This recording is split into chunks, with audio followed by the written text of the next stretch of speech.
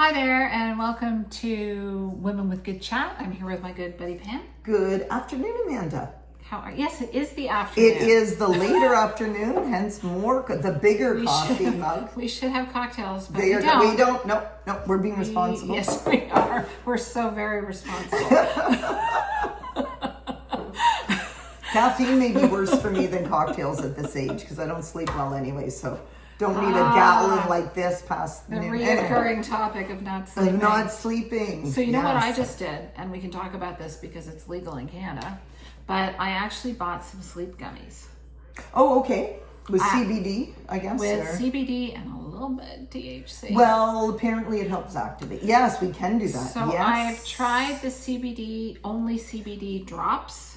It didn't and help it did me. zero. Yeah, it did zero. So I bought these things. I've not tried them yet. Yeah. What was funny is, so I just got back from a trip to the U.S. The day before I leave for the U.S., I'm on my phone looking up, pot, basically. And I'm thinking, holy cow, I'm going to go to jail. They're going to go through my phone. I mean, that difference right now. Yeah. Is just like, it's funny because when I travel with my son, I'm always like, you sure you don't have anything in your bag? But you could easily slip your CBD oil into your luggage and not think about it if you use it for sleep aid. To think about the consequences now when it's very. Apparently a little bit of the THC opens up some of the cannabinoid receptors. Anyway, I've been doing a bit of research because it seems to be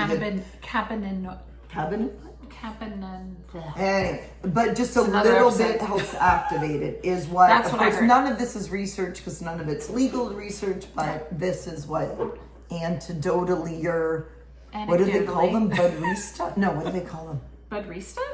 What do they call the people that work at I think it's Budrista. It's it's not barista, it's Budrista or a bud tender, like a bartender. Anyway, if you walk in.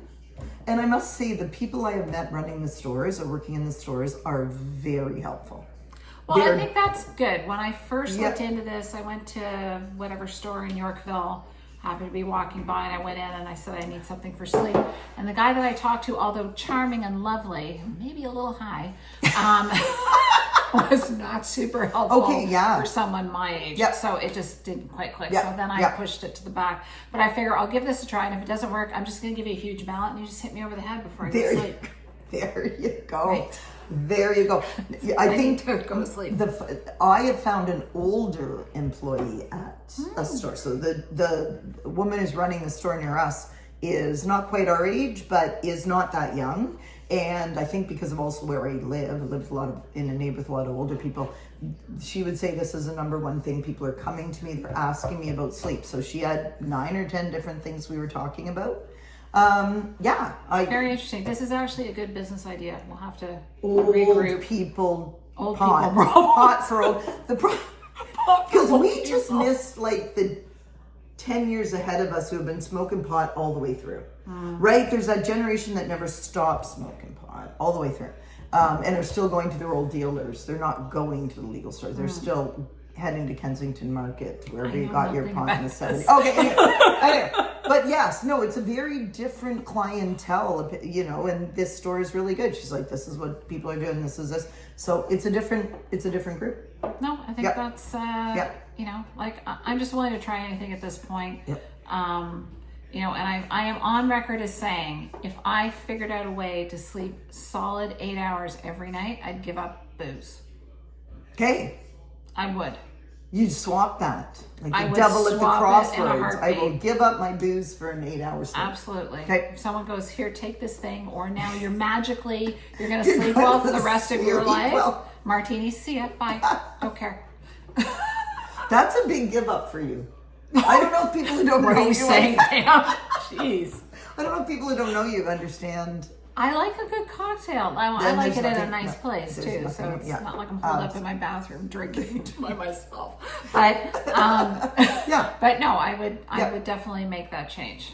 No, it's elusive, and I definitely nights now when I have a really good night's sleep, I am so aware of how much better I am the next day. Right? It's not an in-between thing. It's like, oh my God, I slept well last night. I have literally 3 times the energy than I do when I don't. So that differential is getting way bigger. Yeah, no, Yeah. for sure. I mean, I do a lot on very little sleep. I would be dangerous if I got a lot of sleep. Like, I will pre-warn everybody. If I I've had actually 8 start hours sleeping sleep, so well, there are- I'd be like the Tasmanian devil, just like, yeah. It's creepy. Oh, right. Scary So thing. was that our topic today? Well, we thought we'd just kind of like, we haven't seen each other in a haven't seen little each other in a while. while, so we're catching up. You know, I've been away, you've been away. Yes, Things yeah. have been going on, busy with work, blah, blah, Yeah. blah. So it's been a few weeks since we've actually been together. So the preamble to this video was a lot of chatting and catching It was. up. It was. So I was away actually in Nashville. It was a trip planned way pre-Trump, just FYI. So please don't be mean to me. And we couldn't get our money back, so we had to go. And it was to celebrate my 60th birthday.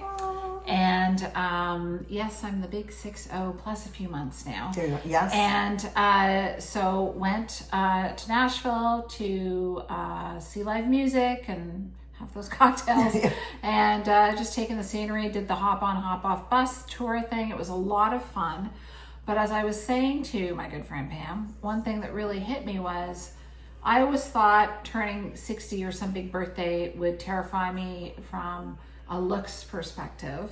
But for me, what hit me was, oh my God, I'm 60. Like, what am I doing with my life? Yeah, yeah. What, you know, like, not to be morbid, but I mean, how much time is left? Yes, how much time is left? And what am I going to do with it? Yes, You know yes. what I mean? Exactly. And I was saying to you when you brought that up, I said, the way I have been thinking about that lately is saying to myself, if there's anything I really want to do, it's got to be at least starting to be planned. Yeah. Right. So that is the way I felt very much like you following my 60th birthday. And I think it's been coming to me more and more because as we've discussed off and on, with my arthritis, my mobility is being impacted. So I'm having a very real feeling of, right? Like this is changing, right? Things are getting out of my reach. Things will get out of my reach. Things I might want to do will get out of my reach. So to me, it's very important to be thinking about that, planning it. Yeah. And you know, it is true that people have said to me before I turned 60 that how you feel after 60 physically, it's quite a difference. 60 is not 55 by a long shot. It really is a huge difference. And we had a 50-year-old along on the trip. Hate her. Anyway, love you though. Right. And I was trying to impart my pearls of wisdom saying 50 is way different than 60. Way different, yes, And yes. you're right, even 55. Like it's just a huge difference. And yes, you can work out like a maniac and definitely mitigate some of that stuff. Yep. But it's coming at you. It's coming at you. And so yeah, and you were just saying you've been proactive about planning some things. I've been proactive about planning things. And I've been proactive about really thinking about which of those things need to be done first, which of those things are optional, which are not optional, all of that. And I also think, you know, when we're talking about taking care of our health, I have not been being as responsible with slowing down about some of my stuff, right? Things I like doing, but I have just got to realize that what we're dealing with at times now, also often with our health issue, are not necessarily acute health issues, they're chronic health issues. And that's a whole different idea of how you deal with it, what you have to change, and really your outlook. Yeah. Right? It's an outlook about, I may not be able to do that, but I still can do this. And it's not an easy shift for people who've always just been able to do what we want athletically. Right? Yeah. I mean, just... No, for sure. I mean, I look at my mom. So my mom passed a few years ago just before her 88th birthday and was just a human dynamo. Yeah. Like she walked a bunch every day. Yeah. She still played some tennis. She wasn't golfing anymore, but she tried golf in her 80s. Like she skied in her 70s. Like she she got stuff done. Yeah, And yes. she was incredibly active, and Yep. no didn't exist in her vocabulary. So I've just always assumed that that's how I'm going to be. Yes. But maybe not. No. And it's not what I want, and I'm not giving up. But it's Yeah. just, like Yes. you've got to be, like you said, a little realistic. And Yes. sometimes if you pull back on some things, which I think is what you touched on, then you might actually be able to do more. Exactly. I think that's Right. right. I think that it's what I saw. My mother aged very gracefully. She aged very well. Part of that with her was, to be honest, an ongoing acceptance through a lot of her aging of what she could and couldn't do, right? What she was willing to let go of and what then allowed her to go forward, right? So I think that's important. I mean, fighting this too much can also lead you to being imprudent about what the actual situation is, right?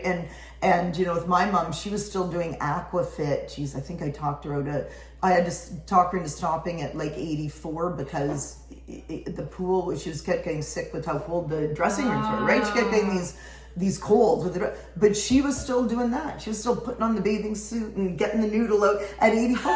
And I'm like, hey, yeah, but you're getting, constant respiratory infections, but that was her. But I don't, and you're right. So when I was 50 watching that was going to be me. Yeah. Now I'm 60 looking at that and I'm like, okay, I got to think about that, right? Yeah. That is maybe not absolutely the case. And what do you do in light of that? So it's sobering.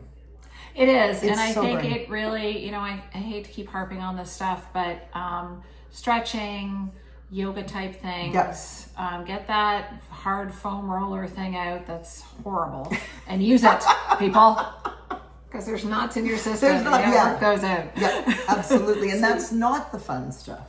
No, it's not. It's not the fun exercise. And it hurts.